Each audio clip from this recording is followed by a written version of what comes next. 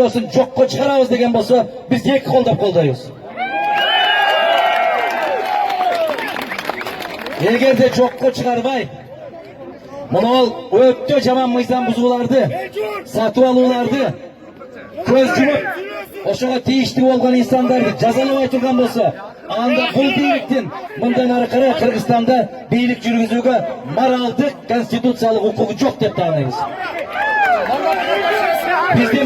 Bizim pozisyonumuz ушундай. Урматтуу кыргызстандыктар, бишкектиктер, ызы чуу калтырбайлы. Ызы чуу калтырбайлы. Biz аябагандай чоң тартиптүүлүктү, ыймандуулукту көрсөтөлү.